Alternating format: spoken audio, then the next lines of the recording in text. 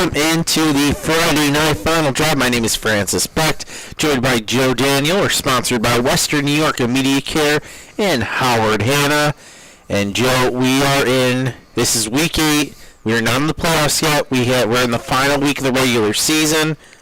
It's rivalry week, and boy, am I excited. Yeah, rivalry week, week 8. And last week, a lot of these teams had to face weather issues with the rain, with the lightning.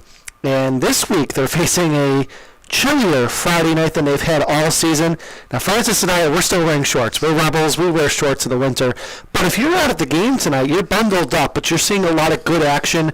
Week 8 games that matter. Good games is 2 that we'll talk about tonight. We'll start with a scoring update with games that we have going on tonight. And Francis, if you're ready, I'll read off those tonight. We'll give you everyone an update, and we'll kind of talk about those games and see how they scored. So West Seneca West, West Seneca East, it's 21-0 West. Orchard Park in Williamsville North, they were at the half. North was up 18-15. And Pioneer is 17-14. They're entering the fourth quarter as they face Olean. Southwestern Cassadaga Valley, 17-16. Falconeer it's Cassadaga Valley Falconeer. They have 7. And Tonawanda 28-8 over Tonawanda. Albion Medina's up 24-12. We'll get an update there in a second. We'll check that. Dunkirk and Fredonia 21-13 here at the half. In Hamburg, Fredonia 14-0 in the third. Will South 22-15 over Will East. And Iroquois up 49-7 over East Aurora Holland. In Lancaster Depew 36-0 in the halftime there. So that's your score update here for week 8, Francis. Yeah, a couple scores jump out to me right now. That Hamburg Frontier game, Hamburg up 14-0, bit of a shocker. And it's kind of a big deal because that's a big game for A South.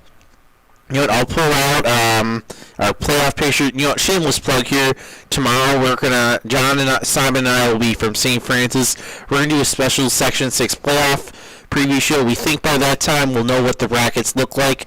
So we'll show you what those brackets will look like and go for the first round matchups. So you said Hamburg's up 14-0 over Frontier, right? Yes. So if they hold to that, then if they can hold that 14-point lead, they would take the 2 seed. Frontier would be 3rd, and Will South would be 4th. And it wouldn't even matter what happens in that Will East Will South game, which it happens to be close as well. So for Hamburg, they made it 14-0 with 10:13 left in the third quarter. It was a pass from Ryan Gomka catches a screen pass, broke a tackle, 43-yard touchdown on the first play after a fumble recovery from a botch snap from Frontier. So that's how they made it 14-0 in their game. It's quite the rivalry. I used to live out in Hamburg, and I went to St. Francis, so I never understood fully the rivalry between Hamburg and Frontier. However, coaching out there, Francis, I know a lot of kids that go to both schools. I know one tonight, coached him in baseball. He is there tonight. And I asked his mom, Francis, what he thought of that rivalry tonight. And this is what he told me, and I want to give him a shout-out because I appreciate them getting back to me. He said, when there's a rivalry, it makes the game more exciting. And sometimes there's bad blood between those two teams. But that's what a rivalry is, right? Both team wants to win. You're not friends on the field. You're going to be friends off the field, especially in Hamburg. But that makes the game better when it's a rivalry, doesn't it? Yeah, it certainly does. I was part of the East-West, Kenmore East, Kenmore West rivalry. In fact, I remember it was my junior year I played for East. We were winless. West was undefeated. Had already clinched a division title. And they came in all, kind of little, cocky, full of themselves. And so we were told earlier in the week, Coach Shamara told us, Coach Matt Shamara said, because the game was at East, if they cross that 50-yard line during warm-ups, because you know how the teens line up at their end zones when they introduce them, hey, it's the Kenmore East Bulldogs. So we were told if West crosses that 50-yard line, you don't wait for the announcer to call your game, you go and get them. Well, what happens? West crosses the 50-yard line. They're kind of dancing up here. So we're like, we're bucking it. We go straight ahead. We're pushing them back. We were fired up. West was not ready. East ended up winning that game 7-0, and it was a little rainy, just a drag out game. You could tell West was frustrated. That's what those rivalry games are all about. You throw the records out. You throw the records out the window. And that's a rivalry that means a lot to you. And through the course of the night, I'll talk about a rivalry that means close to my heart with going to St. Francis, but we'll save that for later. Let's talk about Fredonia right now. Fredonia's having a great year. They're up 28-13 over Dunkirk as they scored on, a 51-yard carry and then a 5-yard run for the score. So 2 plays that went 56 yards. So talk about Fredonia. I mean, they're having a great year down there. The Hillbillies are up 28-13 over Dunkirk. Where are they getting the success from? Yeah, it's from their quarterback, mainly Nick Whitfield. We've talked about him here on the show.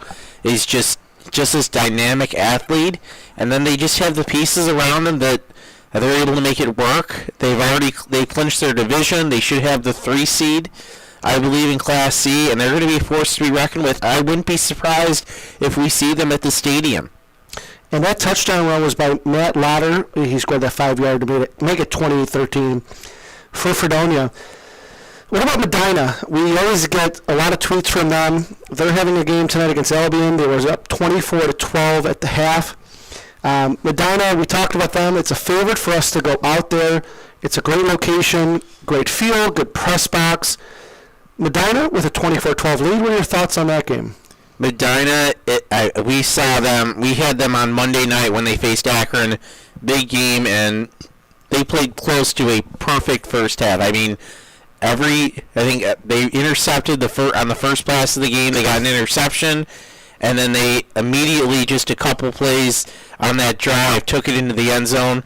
They could throw the ball. They could run the ball. They looked absolutely dominant against what is probably going to be the second best team in their division.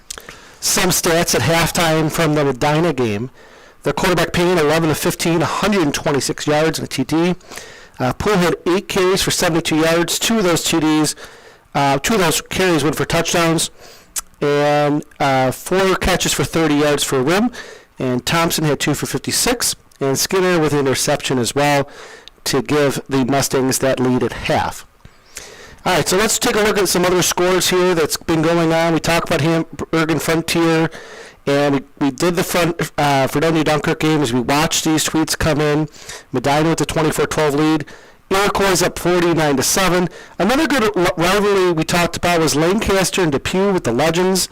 It's been all Lancaster tonight, 36-0. Are you surprised by that score? Not really. I know a lot of people, especially Depew, thought because they had won their division that it was going to be more competitive. Maybe Lancaster isn't quite as good as they've been in the past, but Lancaster's still a top team in AA, and we're still talking about a C team in Depew. That's a big beds difference in terms of school enrollment. Again, that coaching staff at Lancaster is very good, so I'm not really surprised by this score. I think. I know, as I said, Depew people were hoping for maybe a little bit of a closer game or perhaps an upset, but this is not really big of a surprise. What we haven't done, we're broadcasting 2 games tonight. I know Joe can't see it. We have 2 close ones on our air. We have right now Olean's up 21-17 over Pioneer and in the fourth quarter, and then we have Southwestern up 24-23. Casadega Valley's up 24-23 over Southwestern, and I believe Southwestern just scored, as you can see, just kicked it off to the Golden Cougars. 2 games, both of them have pretty big playoff implications. The Olean Pioneer winner of that game gets the 3 seed, loser gets the 4 in the B South Division, and then the Golden Cougars and Trojans are fighting for a playoff spot. They're looking, winner in that game gets the 3rd seed in the C South, and that's just getting a shot at maybe one of those last 2 seeds in the overall C playoffs. So a lot on the line tonight, and lucky for us as viewers, they're both very competitive games. So you can also check those games out as well as this show. Go back and forth between those games as those go down to the wire. And Franz, if you just could go over that Pioneer score, what did you say that score was? Pioneer, Olean is up 21-17 with 4 minutes in the fourth quarter. And I know Frontier just scored. And I'm going to give you an update on that as we take a look at some of the games here. So Frontier, Vinny Monaco took a handoff up the middle for a 36-yard touchdown, run on the final play of the quarter. And he then, he was stuffed on a 2-point conversion. So Frontier, though, on the board, the trail 14-6 as that enters the fourth quarter. And that may be enough to get them that second seed. I just want to let me just look over. I've gone through these scenarios out here. So the Hamburg win by less than 12 points, so Frontier can keep it within a score. They would get that 2 seed. So hopefully the Falcons know, they're going for the win, but the Falcons can keep it close. They can keep that number 2 seed heading into the playoffs next weekend. All right, just checking the scoreboard here. Iroquois has scored. They're running away in this game versus East Holland. It's now 56-7 as they enter the fourth quarter in their game here in Week 8. Yeah, not yet really pretty much as expected. Iroquois having a great year. East Holland struggling. And the Chiefs are kind of going for that perfect regular season record. There's only a handful of teams that are going to be able to, that we're still going for tonight, and they're going to cruise to another victory. We have an update in right now. Wilson is up 13-7 over Newfane. That's a big rivalry game up in Niagara County, the very top of Niagara County. Two great communities up in Niagara County going at it right on the lake. So that's a big game there. Fredonia has scored. We're going to update the site in just a second here for you, Francis, but 34-13 is the score with 6:23 left in the third quarter. Nick Whitfield hits Simon Davis for an 18-yard touchdown run after the first big extra point of the night. Previously was 4-4 for Sal Tabone. Fredonia leads 34-13 as they look to stay undefeated, I believe. Is that correct? Yes, Fredonia is looking to stay undefeated. Yeah, but so this counts as a non-league game, so that's why their placement, I believe, is locked up. Yeah, it's still a good win, though. You want to go into the playoffs playing your best, and it's good to kind of put your foot down the gas pedal. And Fredonia's Dunkirk is another rivalry, and that's a big deal to those kids. No matter what the records are, beating your rival is a big deal. All right, so as we continue just to see the scores come in, there's been a lot more, Francis, as you can see, coming in tonight than there was last week. While we have a second, as a lot of these games are going into the fourth quarter. Will North 26-21. Cross repeating with a 1-yard touchdown run. 7:17 left in that third quarter, so and I just lost it, but 26-16 as they had a touchdown. Let's take a look at some of the stats. Or do you want to take a quick timeout? Really quick before we take that timeout, Orchard Park still in the hunt to get that 3 seed in Double-A. They need a win and a clearance loss tomorrow, so it feels like they're taking care of part 1 right now in terms of getting a win over Will North tonight. All right, very good. Well, we'll take a quick timeout. When we come back, we'll see if any more scores come in. They've been coming in hot tonight. We'll go over some stats, and Francis will continue to talk all night about playoff scenarios as Week 8 continues tomorrow, ending up with St. Francis Canisius at 7 o'clock here on WM Athletics. And Francis, we'll be right back. If you've been injured in an auto accident, large or small, call 681-4088. RES Physical Medicine and Rehab right away. If you are in pain or just sore, don't take chances. Call RES today and take advantage of their 24 to 48-hour appointment pledge. With no copays, RES will help navigate the confusing world of no-fault insurance with you, so you can concentrate on getting better. 681-4088. RES Physical Medicine and Rehab. The most important call you can make after an auto accident. When it's time to sell your home, start with a visit to howardhanna.com, ranked the #1 real estate site for sellers. A few clicks will show you the sales price you can expect for your home. We can get you the most money in the quickest amount of time because we know where the local buyers are and how to reach them. So if it's time to sell your home, visit howardhanna.com today, and we'll match you with a local Howard Hanna agent to sell your home fast.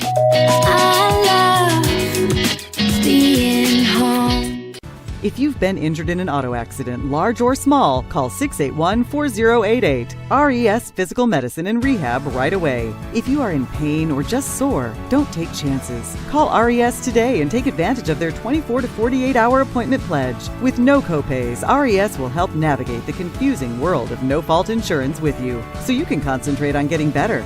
681-4088. RES Physical Medicine and Rehab. The most important call you can make after an auto accident.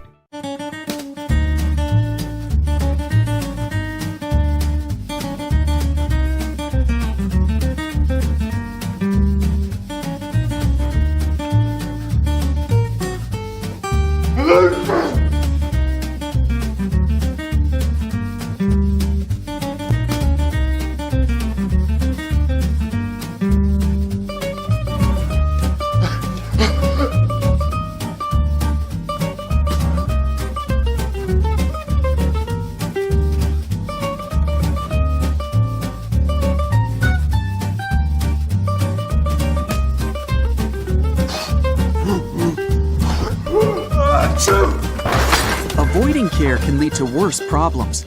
Don't delay care. We're here for you. Western New York Immediate Care provides quick, quality care for non-emergent injuries and illnesses. Go to wnyimmediatecare.com for more information. 300 Level Media is a locally owned and operated, multi-purpose media company right here in Western New York. You'll find us everywhere, covering the Bills, Sabres, Buttes, Bisons, Big Four. All right, we're back on the Friday Night Finals Drive. We're going to take a live look in at Pioneer Olean. You can see here the Huskies are up 21-17, 146 left in the fourth quarter. They have the ball. There's a timeout. Yeah, there's a good timeout. Jake Fowlock, John Simon is on the call of this game, as you can hear them in a second. But this game big for B South. Winner gets the 3 seed in the B South Division. Loser goes to the 4 seed. Here's John Simon and Jake Fowlock. Like I said, pregame and playoff preview show starting at 5:30, so tune in for that. Still a minute 46 left in this one. Silva's pitching it to Pittman, and he plows his way across the 30, taking 4 Panther defenders with him. That's enough for the first. And Olean now just a couple more successful runs away, Jake, from closing this one out. And this would be a big win for Olean, Jake. They had a weird start to their season. They started 0-3, then had a 3-game win streak where they outscored opponents 81-20 over that 3-game stretch. And then they lost to Iroquois on the road to end the regular season here. I think is just what this team needs heading into the playoffs, as we got another timeout out on the field. All right, while they're in the middle of the timeout, why don't we come back? I just got another update from that Medina Albion game. Right now it's the Mustangs up 24-20 with 8:50 left in the third. So that's a rivalry game, non-league. We know the Mustangs are going to be the first seed. Our calculations say the Mustangs are going to be the first seed in the B overall in the B playoffs. But it looks like they're going to try to get another win heading into the postseason against their rival Albion, who, by the way, plays in B. Oh, I think I misspoke. Medina will be the top seed in the C after winning the sectional title last year. Albion will be in the B playoffs. Will South has scored. They're up 29-15 with 2:54 left in the third quarter.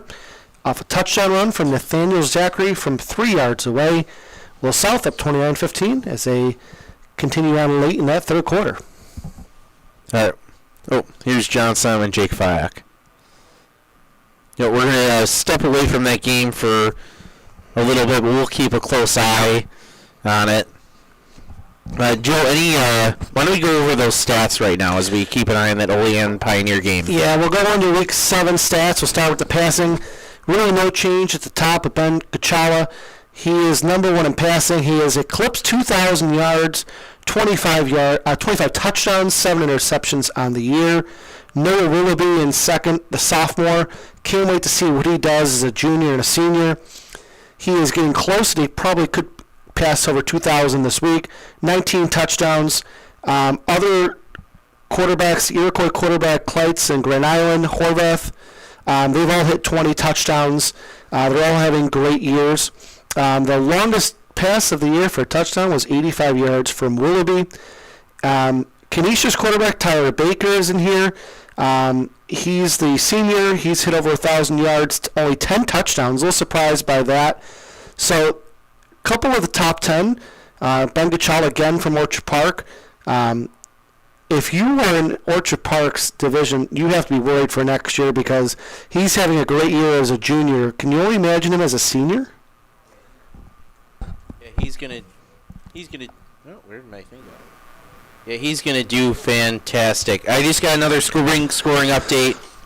What we've been waiting on. Grand Island is up 37-0 over Sweet Home at the half. It's a Big A North battle. Grand Island can clinch the top seed in A North with the win if they can hold on against the Panthers. And Sweet Home coming off that big win against Joe's last week. Yeah, they held out at the last minute against Joe's. Remember, we saw Joe's was trying to had a last final drive to try to put it in, but could not convert. Grand Island looks like they're a couple minutes away, or should say 24 minutes away from a Class A North title. We do have a scoring update from Orchard Park and Royal North. Orchard Park cross-repeating with a one-year touchdown run. Make sure, I don't know if we said it, but Royal North 26-21 over Orchard Park. So back to the stats. With what I asked you, Francis, Kachara still number one in passing. So next year he'll be a senior. I mean, he's put up phenomenal numbers as a junior. I guess the sky's the limit, but I mean, how much better could he realistically get if he's already having 2,000 yards? I mean, the closest one's Willoughby, right? But then after that, it's a couple hundred yards. I mean, it's unbelievable. So what are your expectations for what he could do next year as a senior? Well, a lot of it's going to come down to who he's got coming back on the outside, who's going to be able to throw to, and of course the line. We can't overlook that as well. How much time are you getting in the pocket, and how much time will the guys give you to make plays and hit your receivers downfield? Because if they don't block for you, you're very limited in what you can do. You can only throw so many screens, and because DBs and linemen will jump on screens. But if you're able to stay in a clean pocket and develop routes downfield, that gives you a huge advantage. That's a fantastic point. If you think about the game last week that we were with Kenmore West and Starpoint. So Starpoint had, a great quarterback, Carson Marcus, ranked number 6, so he didn't move up a spot, but he had no time last week with the defensive line of Kenmore West. Now, he got it going in the second half, but it was just the defensive line and the offensive line for West. It made a difference. You're right. The protection, it's got to be there. You got to give the quarterback time. Think about Josh Allen. I mean, some of those throws he makes, he's got 4 or 5 seconds to throw. Timing matters. All right, we're gonna cut back to Olean Pioneer. It looks like the Huskies are trying to wrap it up with 8 seconds left, and of course there was another timeout. Of course, it's just we cut to it. So we'll be right back to that one in just a second. But it appears Olean's going to get that 3 seed in the B South Division. Joe, you talked about you were just finishing up your point on your passing attack. Why don't we get started on the rushing attack as we keep an eye on that Olean Pioneer game? Yeah, we have that. So we have the rushing here for the stats. In first place, ranked number 1 from St. Mary's, Christian Lewis, the senior. He's got 13 touchdowns runs, 1,300 yards, almost 1,400. Xander Hen ran off not far behind. He actually has more touchdown runs than him. But how about Jamie Butera? He was ranked 3rd. He's short by maybe 170 yards compared to Lewis. 22 touchdowns on the year. So a lot of touchdown runs from this group here, as everyone's over 10, except Devin Collins from Hamburg. But thoughts on Christian Lewis? We always want to get the number 1 ranked rusher here. So thoughts on Lewis? Lewis had a fantastic season for St. Mary's, and they got that early win over Joe's, very impressive. And I wonder if they faced Canisius, I know, or St. Francis, what kind of chance they would have. Let's just get a final look. It's now official. Olean has defeated Pioneer 21-17. They will take the 3 seed in the B South Division. Let me just double check that with my notes. Yeah, so Olean will take the 3 seed in the B South Division, Pioneer the 4. So we know a couple of the matchups right now in B for the first week of the playoffs. It'll be Maritime against Pioneer. Against Pioneer. And then Albion will take on Olean. We'll host Olean. So we know a couple of the matchups already in B. And then tomorrow is going to be Maryville, Cheektowaga. That's the battle for the 3-4 seeds in the Class B North. And at that point we'll know all 4 of the matchups in Class B for the first round of the playoffs. As the scores continue to trickle in as we approach 9 o'clock here on a Friday night, we did have an update from Fredonia. A touchdown pass from Ethan Fry. To Ethan Fry, I'm sorry, Nick, I'm just reading the tweets here. Nick Whitfield, the quarterback, finds him to the touchdown to the corner of the end zone, 18 yards. So Fredonia leads 40-13 in the third quarter as they continue to pull away against Dunkirk here. This was a close game earlier. It was 14-13, but Fredonia, with their strong offense, is just really piled on the points in the second half. Yeah, they're doing a great job, as we mentioned, this year. Really, updates from the 2 Williamsville games? I'm kind of curious about those. Well, we have the Williamsville North Orchard Park game. That's just came in 2 minutes ago from Section 6 football. They're at the end of the third quarter. And let's see. I don't see anything from that one. Olean Pioneer, that's a final.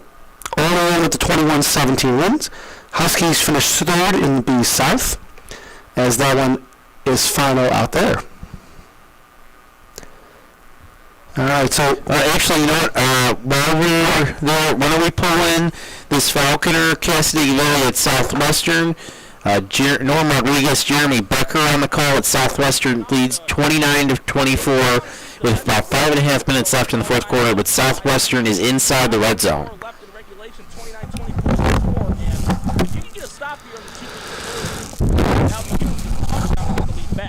Exactly.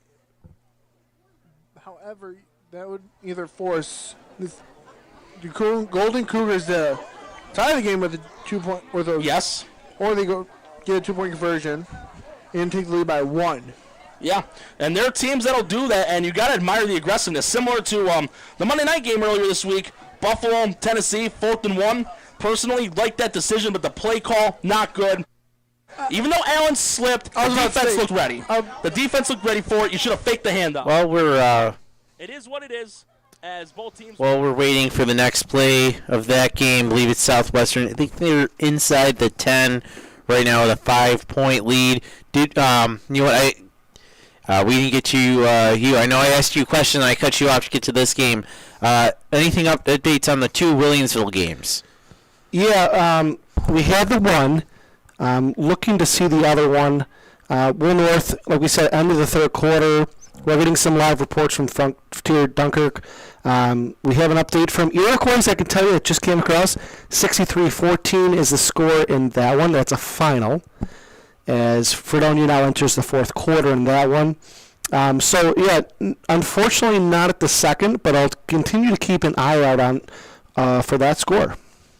All right, I think, well, for some reason, I wonder if Southwestern scored before we got to them, because it looks like they're, by the looks of it, they're heading back to set up for a kickoff. So right now it's Southwestern up 29-14, 5.5 minutes left in the fourth quarter of that game.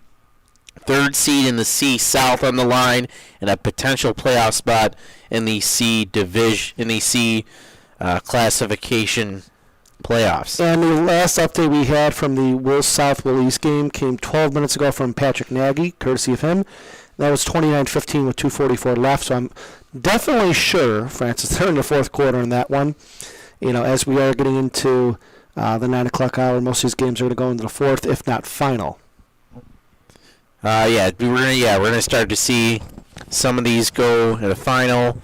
We have West Seneca West, West Seneca East going on as well. I see the Indians are taking care of business, but, you know, they're pretty fired up in this game. We know West, I think last week, fell out of a playoff spot, or fell out of playoff contention, but they're taking their frustrations out on the West Seneca East, a team that is already locked up their playoff position in B South. Now, Francis, I have to do this because I went to St. Francis, and I apologize. I know this is a football show, but we got to give a shout out to St. Francis soccer real quick. I played soccer there. We always struggle to have good seasons. Congratulations to St. Francis Soccer. They finished 12-5, 7-3 in Monsignor Martin. They finished in second place after 5-0 win against Timon. So congratulations to St. Francis Soccer on an outstanding year. So back to football, but I just had to throw that in there. So Francis, you want to go over a couple more of the top running backs? Yeah, let's go over a couple more of the top running backs. Okay, so we talked about Lewis. Jalen Butera from Jamestown, 22 total touchdowns on the ground.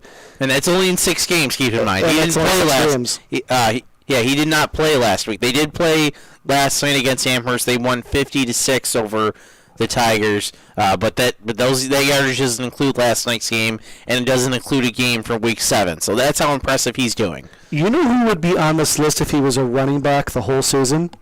Can you guess who I'm thinking of? I'm going to say Jermaine Atkins. Yes, sir. We saw Atkins last week. He had 4 or 5 touchdowns. I gave it up to the offensive line from Kenmore West, but Atkins would definitely be on this list. I mean, he had 9 touchdowns going into the game last week, and 7 of them from the week before. You had another 5. I mean, he's probably not on this list because he doesn't have enough carries and total yards.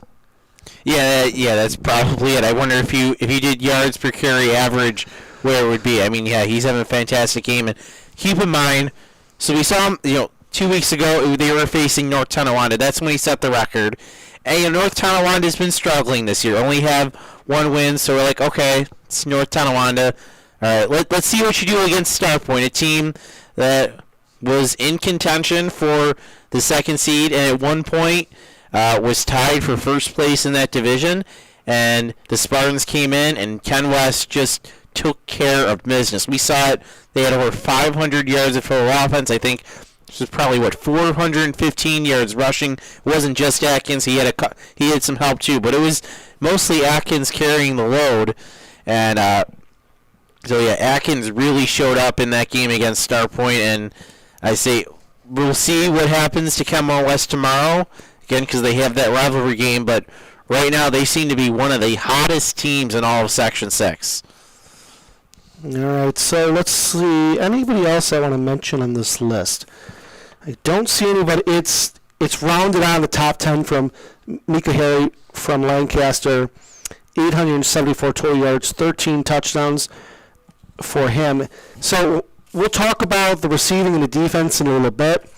As the scores just come in as we get closer to finals here, Iroquois is wrapping up that 63-14 win. Olean plays Albion next week in a Section 6 Class B quarterfinals. Pioneer plays WNY Maritime in Buffalo. And South leads East 29-15 after 3. All right, let's take a short break. We'll come back, try to get some highlights from this, try to get a live look in from the Southwestern Cassadaga Valley game. You're watching the Friday Night Final Drive right here on Western New York Athletics.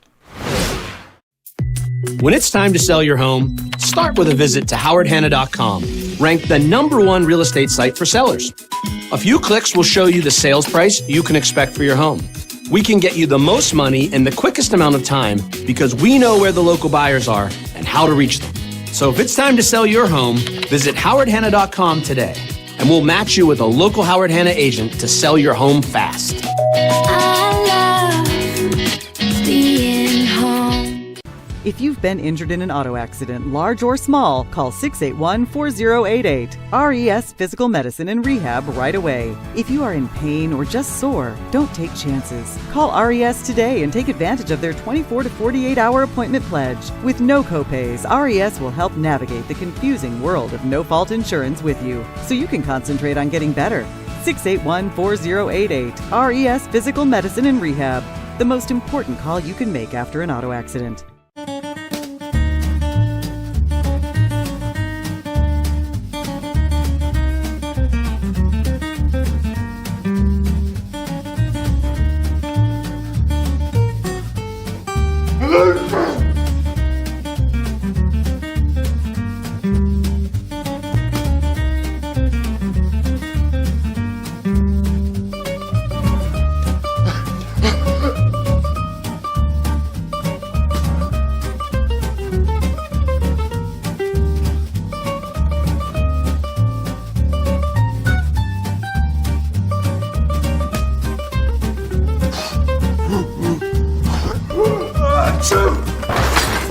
Delaying care can lead to worse problems.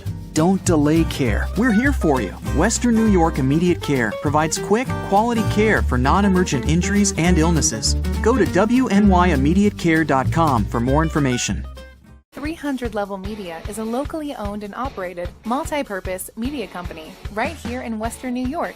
You'll find us everywhere, covering the Bills, Sabres, Buttes, Bisons, Big Four basketball, local college sports, and much more.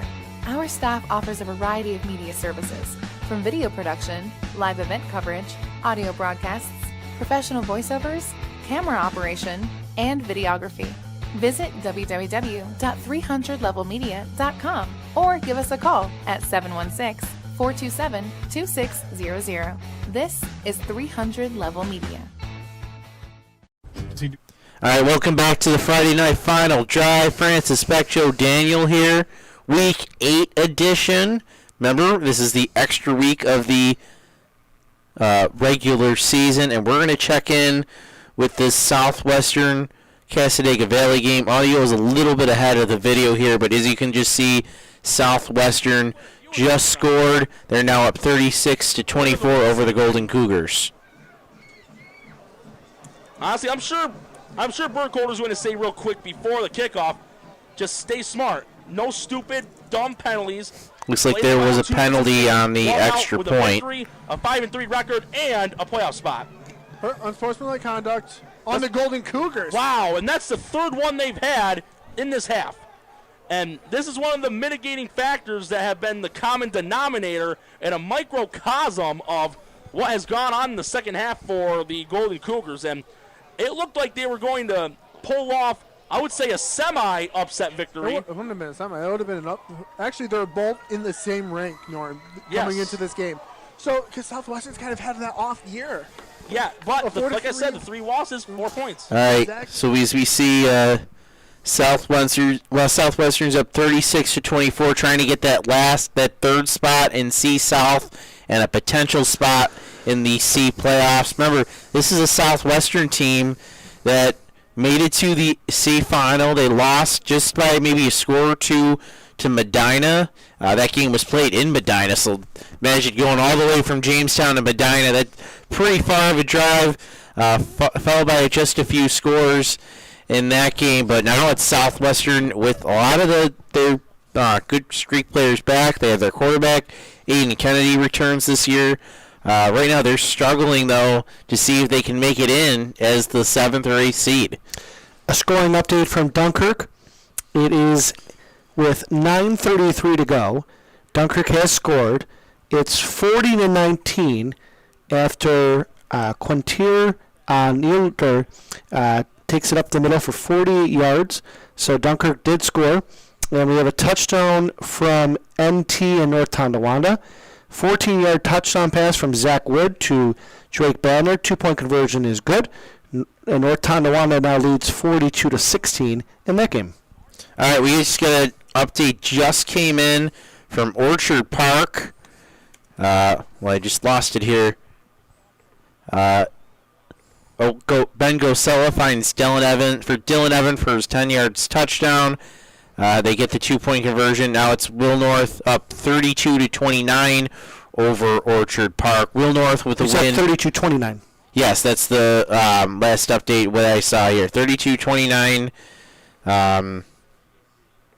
in that game. Yeah, 32-29 in that game. If I get my thoughts together. Will North leads Orchard Park. Will North can get the 4th seed with a win. This would also guarantee the 3rd spot for Clarence before they even take the field tomorrow against Hutch Tech in AA. Oh, we do have a final from the big game out in Lancaster. It's the Legends beating their rival Depew 42-13. That's from our friend from Icing the Fed. And right now, why don't we bring in Tim Schieffa, who is at the Medina Albion game, and you got a close one down there, Tim. Yeah, great game so far, guys. Really back and forth. But the second half has been all Albion. Third quarter just ended, so kind of a late one here. It's a Spectrum game, so a lot of commercials. But 28-24, Albion over Medina right now to start the fourth quarter. And I apologize, it's really loud here, guys. Sorry. Yeah, about that. we can hear a little bit of the music in the background. Tim, we know what Medina is about. We've seen a lot of Medina. We just had them on our air Monday.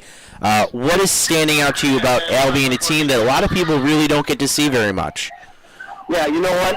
Well, first and foremost, this might be one of the coolest venues I've never been in Medina. So I had no idea where I was going when I drove here. So when I got here, it was like a Friday Night Lights type of atmosphere. And I just think Albion came in with nothing to lose. As I'm saying that, Medina just took the lead on about a 40-yard touchdown run. Oh, I'm sorry. Down at the 2-yard line. I apologize. But as I was saying, Albion they're playing with, I'm on the Albion sideline, and they're just playing a lot of passion, a lot of good leadership on these guys, really well coached. We know about Medina, like you said, Francis. You know, Medina, it's one of the better offenses in Western New York, even at a not a huge school. One of the better quarterbacks I've seen play this year. But I'll tell you, Albion, they're hanging in there. They're hanging in there tough. It should be a really, really entertaining fourth quarter. And I think both these teams, have a lot of momentum going into the playoffs. No team in C or in C North has really been able to figure out the Mustangs at all. So what is Albion showing, at least to whoever Medina faces next week or the week after, about how you can stop this Mustangs offense? Yeah, if you look at Medina's schedule and the previous games, I think the closest game maybe was 20 points, maybe give or take. So I think the obvious is trying to keep the offense off the field, right? And I think Albion just isn't trying to do that. They're almost thinking outside the box, and they're just trying to have a shootout with them. They're not, trying to run the ball and take time off the clock. They're coming in, throwing it all over the field, and they're just trying to match them basically at their own strength, which is a really, a pretty cool game to watch, to be honest. Well, Tim, that is fantastic to hear, and it sounds like you're having a great time. And I was just there Monday. I love. I don't know if you caught it at the beginning. They have the players kind of parade around, I think, in the neighborhood, and then back in to the stadium. I think that's one of the coolest things they have great facilities. The marching band is something you only see at a college game. Really, really impressive. It's got a really that Texas, Pennsylvania Friday Night Light feel to it. Well, Tim, it sounds like you're having fun. I think we'll check back in with you later, especially if things stay close out in Medina. So, Tim, thanks for calling in. We'll catch up with you later. All right, thanks, guys. All right, that was Tim Schieffa. He's out of the Medina-Albion game. Sounds like Medina's about to score. If I can pull myself up. There you go. You can hear me a little better. And, we were talking about before the show, you were going to ask me some of the best places to do a game. Do you want to do... Okay, how about this? All right, folks, we don't have production meetings here. I apologize. We just don't have the time. All right, so what we're going to do, I thought of a couple of things we talk about tonight, being the last game of the year. The 36-24 in that Southwestern game, that's the final. That just came through. All right, so... And just a quick update, Micah Davis scores first rushing touchdown of the season, 11-yard touchdown run for Fredonia. It's 47-19 in that game, and I just want to make sure we get caught up before we fire off a little bit just to have this conversation. All right, so, Francis, you've been to a lot of high school stadiums. I've been to a few. It'll be a while before I catch up to you because you're everywhere. All right, top 5 places to go to cover a game. Okay, I'm talking about, field level, the fans, the passion, just top 5 places to go to watch a game, even if you're not even covering the game. What's number 5 for you? I don't know if I'm going to have an order, but I think I can give you a couple schools here. But mine is definitely on there. Yep. It pains me to say this, but Kenmore West is on there. Kenmore West? It's a Bulldog. I know we're probably getting a lot of hate mail from my fellow Bulldog alumni, but Kenmore West is on the list. Let's see, who else is on the list?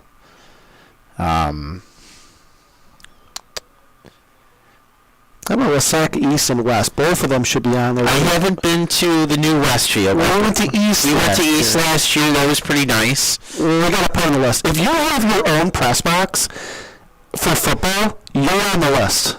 There's a lot of schools in the list then. Maybe Sweet Home is Sweet Home. Okay, well, I threw them off because Sweet Home was there for soccer, so I wasn't sure. You know what I mean? So they have their own. Yeah, they have their own. So come on, West. We won't just signify it for what's more comfortable for us, because that's not fair. All right, so West, what else you got? I got 3 more here. Boy, let's see. You know, I haven't been there, but I'm going to say it because Frank Wolf swears by it. Yeah? Jamestown. Jamestown? He says he loves the atmosphere over at Strider Field. He hasn't mentioned this press box specifically, although he did say the press box was nice, but the atmosphere there is very much one of a kind. And we do a lot of Jamestown games. I mean, granted, we have some announcers down there. But, that would make sense. So if Jamestown, we have people out down there to do it. But if Jamestown's a good place to go to, that would make sense. Yeah, Jamestown is fun. Frank loves that place for sure. All right, give me 2 more schools. 2 more schools. I mean, they're all great schools. They're just places, just having this conversation. Yeah, Frank just texted me. He said Strider is his favorite. Strider is his favorite? All High is a nice game, a nice place to do a game. Yeah, I was at All High with you guys a couple weeks ago with John Simon. The one issue with All High is it's such a big stadium. There's so many seats, and obviously, it's not. I don't think there's that many seats compared to other places because it's only on one side. Yeah. I mean, it's old school. It's old school for sure. My dad used to play soccer there, so I've covered games there. But and the field's in pretty good condition. It's tough, but it was different because there's so much space where both fans were just away from each other. So I know a lot of school games are there too. So okay, we could put All High on the list. Put All High on the list. Niagara Wheatfield, I was there once for, we did a game there. Fantastic press box. You were up pretty high, kind of like Medina where you're up high. Niagara Wheatfield's very nice how they did it. Well, okay, so that's 5. Now, we do have another scoring update. Medina is now up over Albion 30-28. About 10 minutes left in the fourth quarter. That was from Tim Schiefa, who we talked to. 30-28. 30-28 Medina. Okay. That was from Tim Schiefa, who we talked with a few moments ago. And we're going to have him call in again once that game kind of goes final or gets down closer to the wire. So we're keeping an eye on that game, big rivalry game as well. As we talk about, rivalries and best places to go to watch a game, we'll just tell you real quick. Olean did beat Pioneer 21-17. Willie Silvas threw 3 touchdowns. One of them to Cade Anastasia that would give Olean the lead. And he also had a big interception that led to a touchdown. So Olean final 21-17. You know what? Why don't we take a quick break? But before the break, I'm going to reach out to. I'm going to ask our audience. We don't do a ton of audience participation in the show, but I kind of want to change that. I want you guys to comment where you like going to games, whether maybe it's your own home stadium or it's an away stadium. You thought, this is pretty cool digs.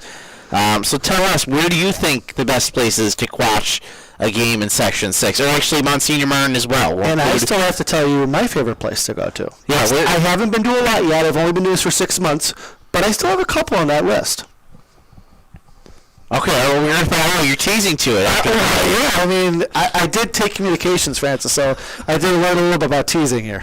All right, so we'll be back. We'll talk about our favorite places to catch games. We'll also talk about the games happening tonight, and later we'll talk about the games going on tomorrow and our special coverage we have in store tomorrow night. You're watching the Friday Night Final Drive right here on Western New York Athletics.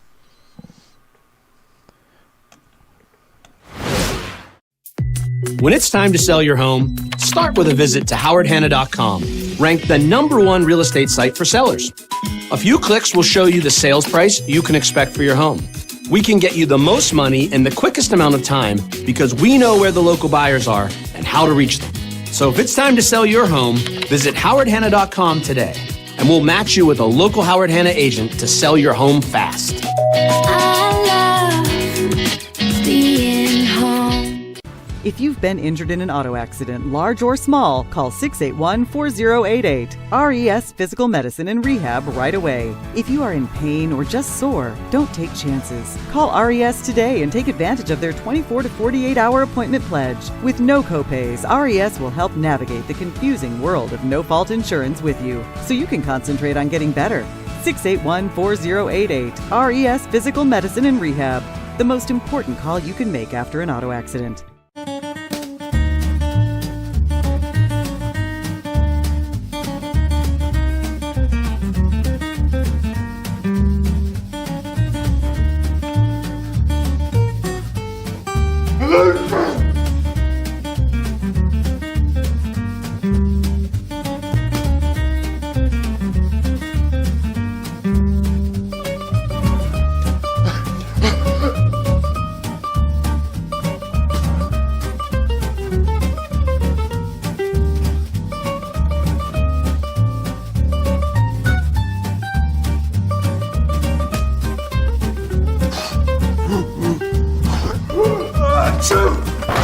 Avoiding care can lead to worse problems. Don't delay care. We're here for you. Western New York Immediate Care provides quick, quality care for non-emergent injuries and illnesses. Go to wnyimmediatecare.com for more information. Does he do car? Forget about it. How about home? Forget about it. Does he get good rates? Forget about it. And you're saying there's no problem too big for this guy? Forget about it.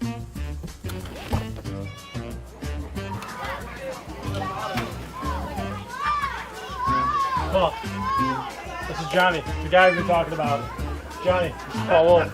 Mr. Wolf, it's nice to meet you. Thank you for the invite. Not a problem. It's Paul, not Mr. Wolf. Oh, sorry, Paul. Johnny, forget about it. For all your insurance needs, call 835-WOLF. And... Why do you exercise? To look better? To feel better? To drop a few pounds? To train for an event? To defy age? Or to keep your ability to say yes to the things you love to do? Whatever motivates you, G&G Fitness Equipment is here to get you there. Treadmills, ellipticals, rowers, bikes, home gyms, and accessories. We'll pair you with the right equipment, teach you how to use it, and be there every step of your fitness journey. G&G Fitness. Your goal is our goal.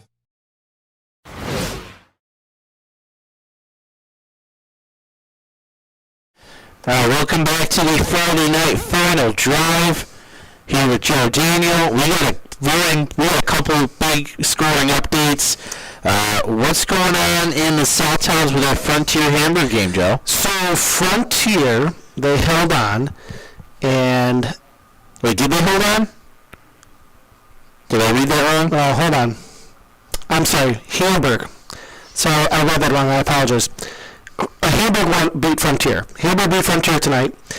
Will South 43-15 winners tonight, and West Seneca West final 21-0. So just a couple scoring updates for you there. I apologize, I typed it in wrong. And we have an update from the battle, the two Williamsville schools going at it. We do. Let me just pull that back up here. So the Will South, we said they won 43-15. Let me pull up the tweet deck here. Let's see. Well, I can tell you West Seneca West, they won, like I said, 21-0. Francis, let's come back to those two. I just got to reorganize with those. Okay, well, I do want to mention, we get to playoff series real quick. We do know what East South now looks like. Fortunately, the Bulldogs win their rivalry. They get the Clash Trophy, as they call it down there. Unfortunately for the Bulldogs, it wasn't enough. They will end up in the 4th seed because they only won by 2 points. So Frontier will be the 2 seed. Will South, who it looks like has a commanding lead, over Will East in the 4th quarter. The Billies will have the 3rd seed, and Hamburg will have the 4th seed.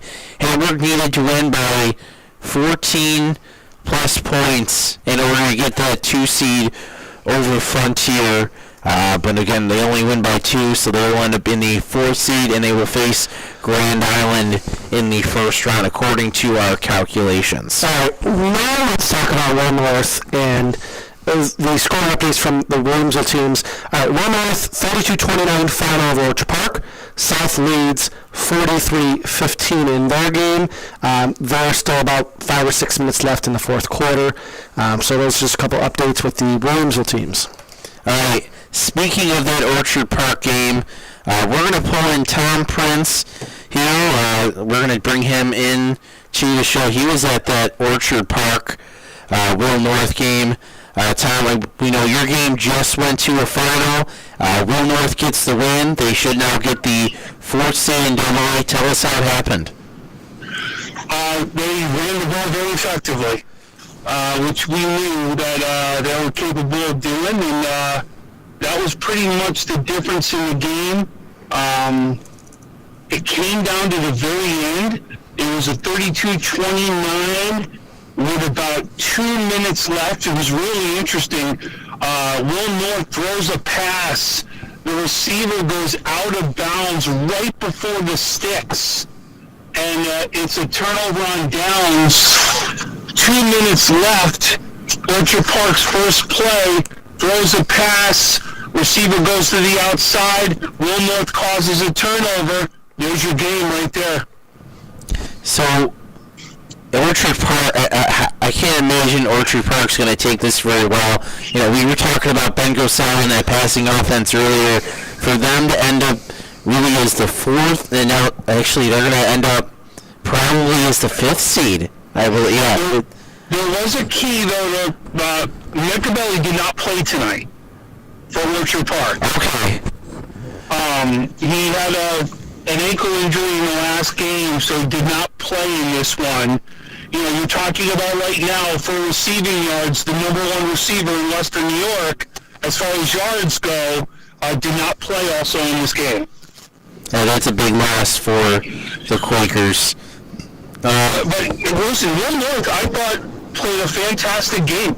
They did what they needed to do on defense. They stopped, the run when Orchard Park did try to run, and they were able to run the ball very effectively. In fact, one of the touchdowns in the second half was a 98-yard touchdown, and I think it was 98. Don't quote me exact on the yardage right there, but comes right out of the pile and goes right down the sideline for a touchdown. They can run the ball, and they proved it tonight. Yeah, that's what I kind of... it looked like earlier in the season when I saw them against Clarence, they were trying to find themselves out, and sounds like they kind of have in these last couple games. Yeah, in fact, one of their touchdowns, too, was a hook and ladder right at the end of halftime. That's how they ended up taking the lead. They were losing 15-12, I think it was, at halftime, and they called the hook and ladder play, and it worked, and they ended up taking the lead right at half with like 8 seconds left in the half. All right, well, Tom, thank you for calling in. We see Will North is going to get the 4 seed. That's a home playoff game. Yeah, they're going to get a home playoff game next weekend, so that's a big win for the Spartans. A tough way to end the regular season for the Quakers, but we know that if Machiavelli is back, they're going to be a force to be reckoned with against whoever they play, and it may just be, once I do my calculations, it may just be North next week. Oh, it is. Oh, it's Will North. This game was going to be whoever won hosted next week. Yes, you're right. Right, and then, depending on if, the only caveat would be is if Orchard Park won and Clarence lost tomorrow, but the Red Devils are taking on Hutch Tech, so good chance the Red Devils are going to win either way, but luckily for the Red Devils, I guess, they already have the 3 seed before they even take the field tomorrow. Yeah, so, it's, the AA is pretty much set and, ready to go from here, and we'll see how the playoffs now play out. All right, Tim, Tom, thank you for joining us. I'll see you tomorrow. You'll be on that broadcast tomorrow, Section 6 playoff preview show, and then we'll have the pregame and the game of St. Francis Canisius. So, Tom, thanks for calling in tonight, and be sure to follow him all weekend long. Anyway, Francis, can't wait for tomorrow. Big day. Can't wait to join you. Yeah, very big game. While we're, as I bring Joe back in here, another reminder, 5:30 tomorrow night. I'm super excited for this. John Simon and I will be at St. Francis. We're doing our Section 6 playoff preview show. You know, we've been talking about these scenarios. Joe's seen them, our scenarios that I worked out. Yeah, with pretty good certainty, I feel like our team is going to know what the brackets look like. They won't officially be released. Well, first of all, Francis, you guys are taking the show on the road, going to my neck of the woods, St. Francis. So I'm out here tomorrow. I got a couple flag football games, and I'm trying to figure out, I live in Lockport. How am I going to kill 4 hours just, to go to dinner and stuff and just to go to the game because I can't go all the way home? I'm thinking about, believe it or not, renting a hotel room tomorrow night so I can go to the game, and I got a flag football game early in the morning because tomorrow night it's going to be a big game between Canisius and St. Francis, two schools who, I don't want to use the word hate. They're not fond of each other, and we'll leave it at that. But it's a big game. I mean, these two schools, they play in the championship game every year. It is a great rivalry, and I graduated from St. Francis 2008, and I still root for St. Francis unless I'm broadcasting one of the games. So it's going to be a great night, and Stu's going to have a great game to call. I hope both teams give him, the fans who are watching and him who's calling the game, a great game. So there's a couple of scoring updates. I want to go through some information. Really quick before you get on that, now that I got my voice back. Oh, of course, because you're confident. I was going to yell. I know CPR, Francis. We're getting 5:30. Yeah. We're going to do our Section 6 playoff preview show. We think we know what the brackets are going to look like. They're going to be released Sunday morning officially, but our team thinks we pretty much know what they're all going to look like. C is a little bit up in the air because you got 3 divisions, but the rest of it we'll pretty much have down pat. We're going to do that at 5:30. 6:30, we're going to do pregame for St. Francis Canisius, and then obviously kickoff at 7 o'clock from St. Francis between the Crusaders and Red Raiders. So with Seneca West, they won tonight. West host a playoff game on Thursday.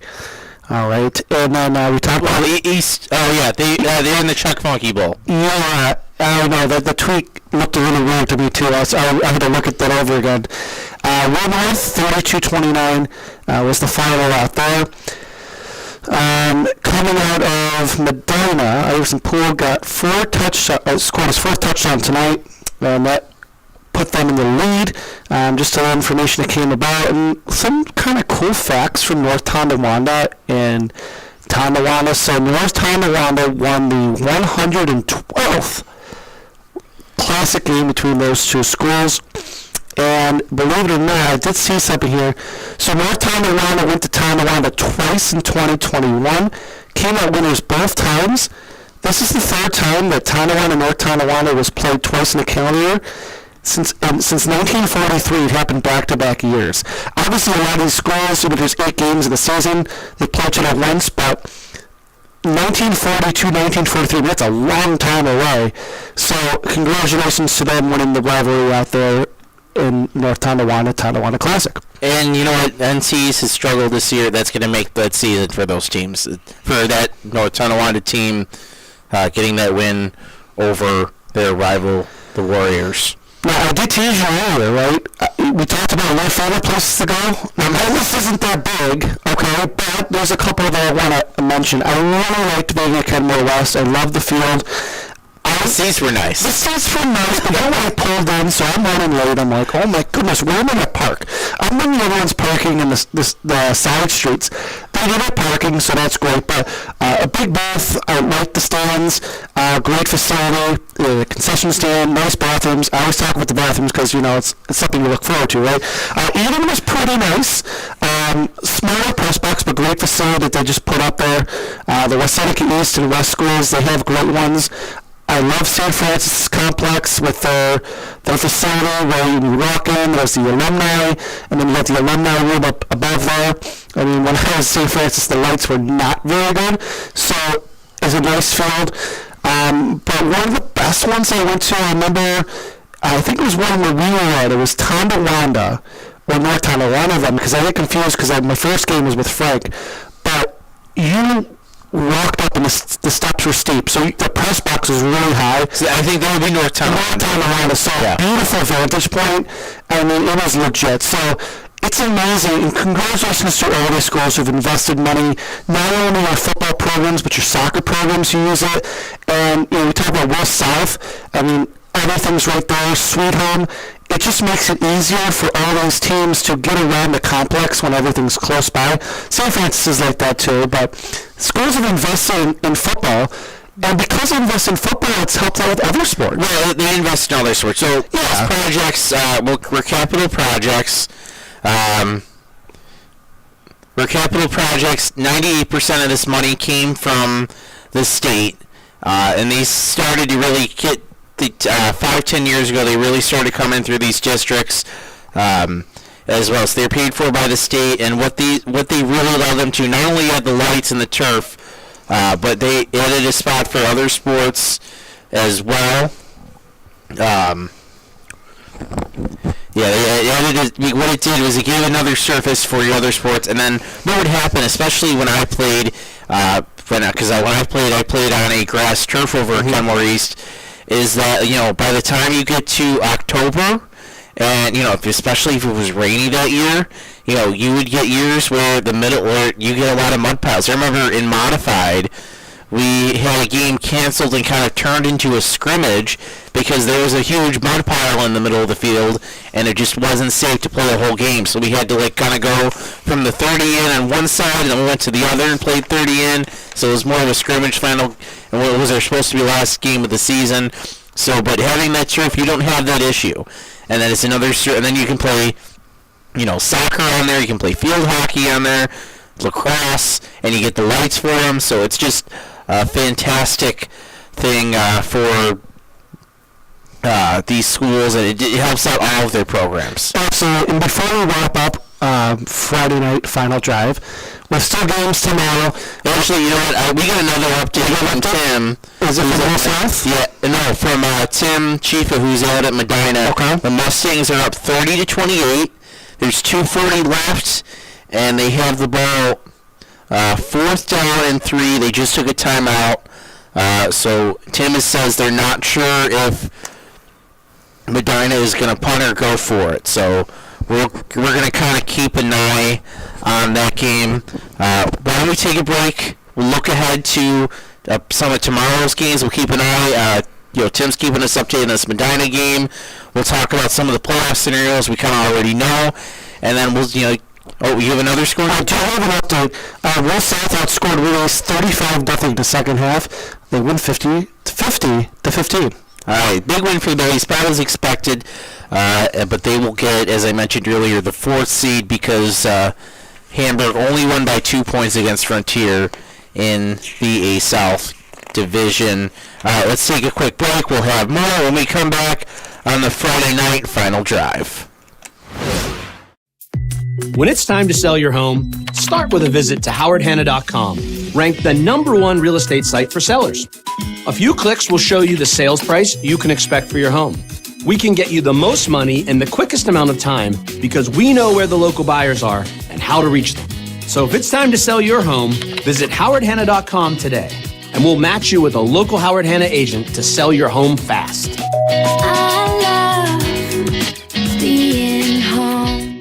If you've been injured in an auto accident, large or small, call 681-4088. RES Physical Medicine and Rehab right away. If you are in pain or just sore, don't take chances. Call RES today and take advantage of their 24 to 48-hour appointment pledge. With no copays, RES will help navigate the confusing world of no-fault insurance with you, so you can concentrate on getting better. 681-4088. RES Physical Medicine and Rehab. The most important call you can make after an auto accident.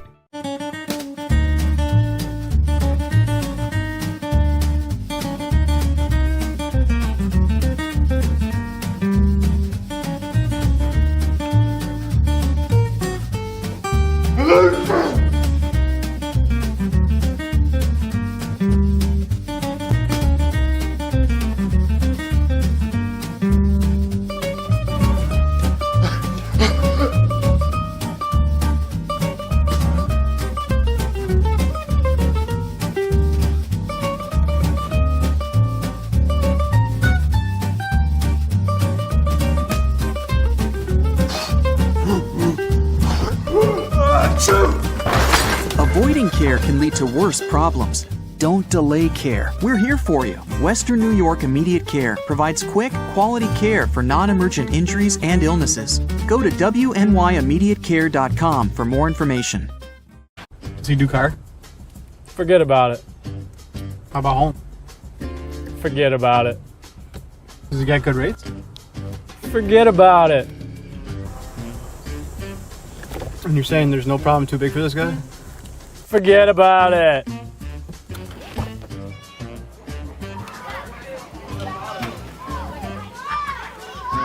Paul, this is Johnny, the guy we've been talking about. Johnny, Paul Wolf. Mr. Wolf, it's nice to meet you. Thank you for the invite. Not a problem. It's Paul, not Mr. Wolf. Oh, sorry, Paul. Johnny, forget about it. For all your insurance needs, call 835-WOLF. And... Why do you... All right, we're back in the Friday Night Final Drive. We're keeping an eye on that Medina Albion game. Tim Schief is there. As we wait for an update for him, I do want to talk about tomorrow's games. Bunch on the docket. A Maritime hosts Newport. Time in St. Joe's going at it at St. Joe's. Springville Lackawanna at Lackawanna. Big game at Crosby Field between Kenmore East, Kenmore West. Kenmore West trying to secure trying to get the 2 seed in the A North Division. Bennett is heading to Niagara Falls. Hutch Tech holds Clarence. The Red Devils already clinched tonight a playoff spot. And then the big game tomorrow, which will be on our air, 7 o'clock. It's going to be Canisius at St. Francis. So a bunch of games going on tomorrow. We're also going to have a train C on here. Maryville, Cheektowaga is also playing. That's noon. That will also be right here on Western New York Athletics. So be sure to watch them. And that Maryville, Cheektowaga is always an exciting game as well. And we're going to bring in Tim Schief. He is at that Medina Albion game. You were texting me some updates, and Medina went for it on 4th and 3 from their own 15. Is that correct? Yeah, you read that correctly. Just a crazy ending to the game, Francis. Really a bad break for Albion, though. They get all the way down to the 15-yard line of Medina on first down. The quarterback for Albion, Amari Jones, who's just been amazing tonight, all over the place, went down in a lot of pain, so much pain that they had to carve him off, and the ambulance had to come and take him away, so it was that bad. Backup quarterback comes in, obviously doesn't get a lot of snaps, and they go showing out. However, like I texted you, with 2.5 minutes left, they had a 4th and 3 on their own 15-yard line, decided to go for it, and get a pitch to the outside, and able to get the first down, and then able to kneel on it for a final 30-28 Medina on a great game here for what a really great high school game there. We talked about Albion earlier. We mentioned, we talked about Medina wasn't really in any close games this season. It sounds like they responded well to playing a tight game tonight. What did you notice for them? Maybe, did you see them go get another level tonight? Yeah, I think Medina's probably going to want to have a little adversity going in the playoffs, right? Because it's a whole different season. You're going to get the best of everybody. So I think this will probably end up helping Medina a little bit more than anything else. Because, like we talked about earlier, when you look at the schedule, Rome is within 20 points of them. So it does show them some adversity, or they overcame some adversity. And I just really feel for this Albion team because, going to the playoffs next week, and if this injury is as bad as it looks, that would be a really, really tough break without having their starting quarterback. All right. Yeah, that definitely will be. Tim, you have stuff to get to, so we'll let you get to that. But we thank you for calling. It sounds like you're in for a treat tonight at Medina. One of the, I would say, probably the better games of the night. So, Tim, thank you for calling. All right, thanks, Tim. I'll see you guys. All right. I worked that game with Tim last week. He's such a nice guy. I really enjoyed working with him. So, and I know they both appreciate him going out to the game and having someone to call in. So good job by him as well. Yeah, but that will be tough for Albion. If I can I want to pull up the quarterback's name so we can get it. It is number 1, Amari Jones, as Tim said, is hurt, and that will be a tough one for the Purple Eagles.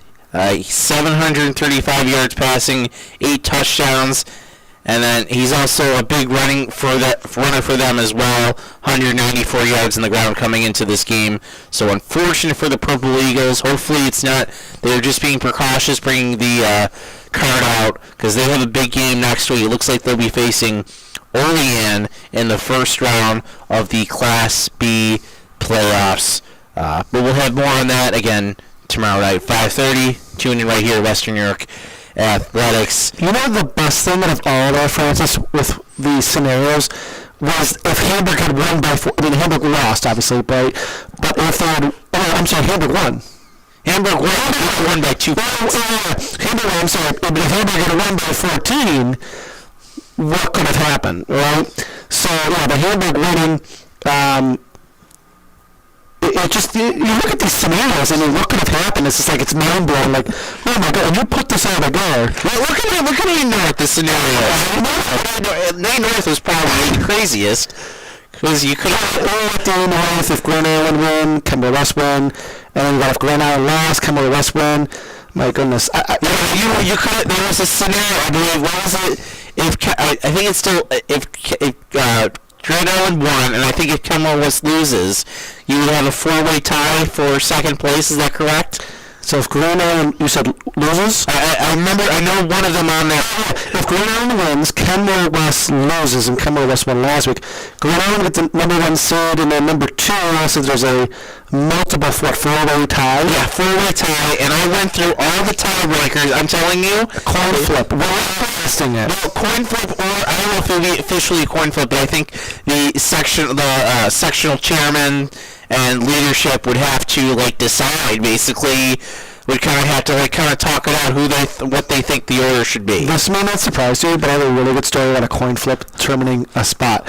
So my basketball team a few years ago, we tied, right? And we played each other. Well, we didn't play each other. There was one team we didn't play. Go figure, right? So I got a text from the guy who runs the Cagers League, and unfortunately, because we didn't play that team, because of whatever reason, odd number of teams, we had to do a coin flip. And I think we lost the coin flip, so we were the 8th seed and we lost in the first round. But it's amazing that a coin flip can come about, but... I don't think it'll be officially a coin flip. I think they'll decide... We're going to get a coin. We're going to get a coin. Actually, this broadcast, that's our pregame show, coin, analytics, I'm all for it. Yeah, so that's just amazing. And if Grand Island loses and Kemba West loses, Sweet Home gets number 1. Grand Island 2. So Grand Island already won. Grand Island 1. I'm sorry. So you're right. Well, I shouldn't say that. You're right. Last update we had Grand Island leading by a couple scores at the half. Okay, so let's assume that they hold on to this call. So we're expecting Grand Island to win. So then out of the 4 boxes, let's see, number 1 and 3 will be, so if Grand Island wins and Kemba West wins, Grand Island gets number 1 seed.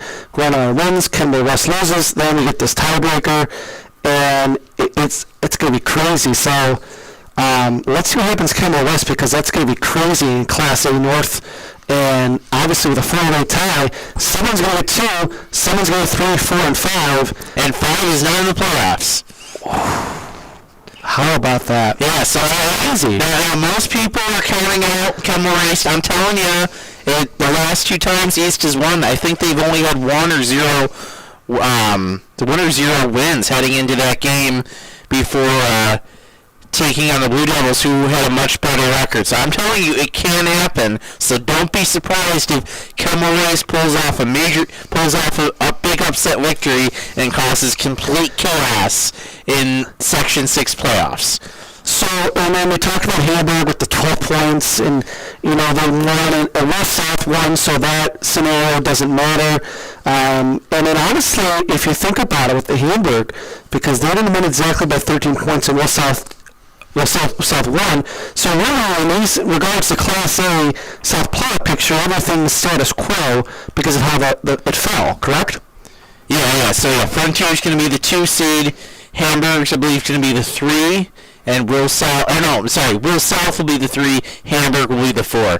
We have a final from Fredonia. We're going to have a reporter call in just a second here. Fredonia beats Dunkirk 47-19 as they go on to win that game. We're going to get a call in right now from Brendan Carmen, who was out covering that game. Braden Carmen. Braden, so it sounds like Fredonia took care of business tonight. Yeah, they sure did. What was interesting to me is, especially in a rivalry contest, I thought Dunkirk played really well early on. So Dunkirk took the ball first and drove it 72 yards over about 6 minutes, capped off with a 5-yard touchdown run. So Dunkirk actually led the game 7-0 right off the bat. But Fredonia responded pretty quickly after that. It was 14-13 after Dunkirk's second score. The first 2 Fredonia touchdowns were Nick Whitfield runs, one from 36 yards, I think, and then one from 2 yards. But then they scored right before the half on a beautiful pass from Whitfield to Ethan Fry, which was a corner out into the back end, left corner of the end zone for 25, maybe 30 yards. So that was 21-13 at halftime, and then from that point on, Fredonia just rolled in the second half. This didn't count for standings, so obviously this rivalry is a big deal. You've covered these games for a long time. What makes a rivalry like this so different from just any other game, or even a game that maybe has bigger playoff implications? Yeah, I think that there are a few things that really stand out. One, I mean, I before working for Western New York, I was working at the editor of the Dunkirk Observer, and the time that I spent there, this whole community just loves these high school teams. I mean, every Dunkirk Fredonia thing, whether it's a volleyball match or soccer or baseball, softball, they'll come out to anything, and it'll be packed. I mean, I got to this game probably 45 minutes early. I live in Dunkirk, so it didn't take me long to get here, and I had to drive 3 blocks to find parking. This is just something where everyone cares so much. And I talked to Nick Whitfield after the game, and he said that he knew coming into this game that it would make Dunkirk's season if they beat them, and that they had to take care of business. They definitely did, and Fredonia in the second half played great. Whitfield had 3 passing touchdowns, 2 rushing touchdowns. Fredonia won its 4th straight over Dunkirk. Dunkirk won in 2015 and 2016, but other than that, Fredonia has won every other matchup since 1999. So in the last 2 decades, it has been a pretty dominant statement from the Fredonia football program. But this is the second time in 4 years that Fredonia caps off a perfect regular season by beating Dunkirk. And that leads me to my next question. Fredonia will be we think will be the 3 seed next week. Will host a playoff game. How do you think they feel about themselves heading into the postseason? I think it's kind of a mixed bag. I mean, there are certain things that they feel really good about, and then there's other things that they might not feel so great about. I mean, Whitfield, I don't know how many passing yards he finished with tonight, but he should have had a lot more than he did, because there were quite a few drops from his receivers tonight. Whitfield might have missed 1 or 2 throws from what I saw, but for the most part, he was on fire tonight, and there were a few drops that they need to clean up. I thought Ethan Fry played a fantastic game as his number 1 receiver. He caught 2 touchdown passes. So you feel good about that.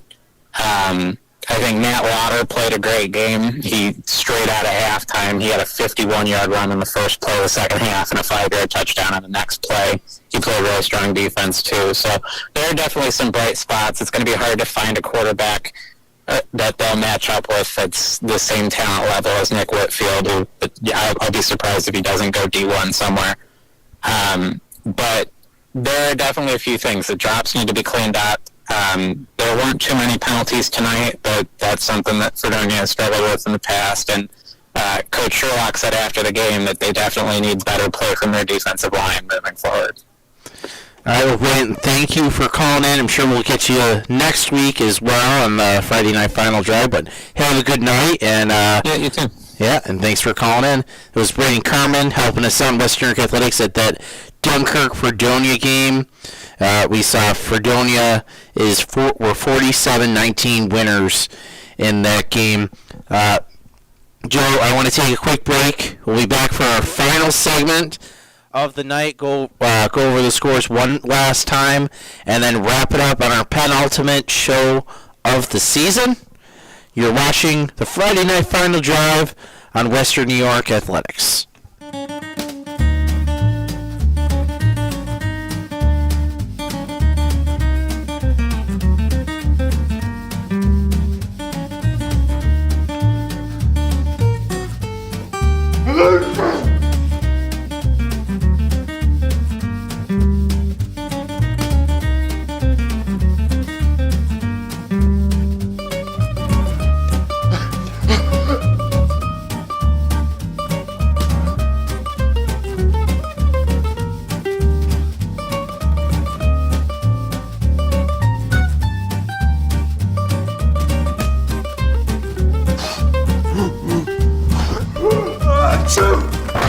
Avoiding care can lead to worse problems.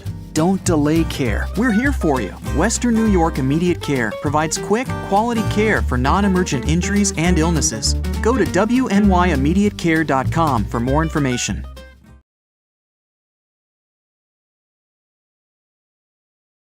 All right, welcome back to the Friday Night Final Drive, final segment of the night, Week 8 edition.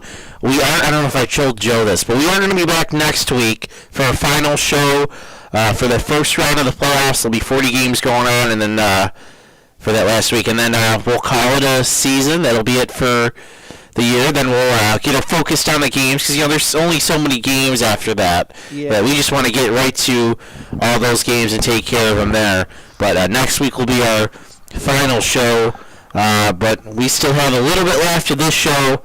So Joe, why don't we go over those scores one last time for the night for our audience, what we have in tonight. All right, so West Seneca West played West Seneca East in a big rivalry.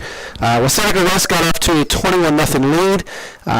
Not much happened in that second half, but they won 21-0. Orchard Park, Williamsville North. North wins 32-29 in a game that Orchard Park had to come back in. Olean Pioneer 21-17 is the final. Southwestern, Casadega Valley / Falconeer. Southwestern won 36-24. The Battle of North Tonawanda. TNT. One of the oldest. TNT. Yes, This exactly. is the dynamite. I'm going to stop singing, so we're going to lose viewers. 42-16 winners. North Tonawanda beating Tonawanda both times this year. The first time they played twice in a year since 42-43. Albion Medina. I feel like Medina is always a great game. Medina is just awesome to see their stats come through. Medina holds on to Albion at Albany, 30-28. Fredonia caps an undefeated season. They beat Dunkirk for the fourth straight year, 47-19. Hamburg beats Frontier in a battle of two teams that I know very well, 21-19. Will South release 50-15 is the final. Will South scores 35 straight points in the second half for that win. Iroquois ran away from East Shore Holland 63-14, and the battle between Lancaster and Depew in Lancaster 42-13 is the final for a rivalry night here on Friday night, with more games coming tomorrow, capping it off with Canisius and St. Francis at 7 o'clock here on WNY Athletics. All right, yeah, coverage starts at noon, Cheektowaga, Maryville. At 5:30, our special Section 6 playoff preview show. We'll go over those brackets, first round matchups, and our coverage again caps off 7 o'clock, Canisius at St. Francis. So be sure to stay tuned in right here to Western New York Athletics all weekend long. That's all we have for tonight. So for Joe Daniel, I'm Francis Beck. Thanks for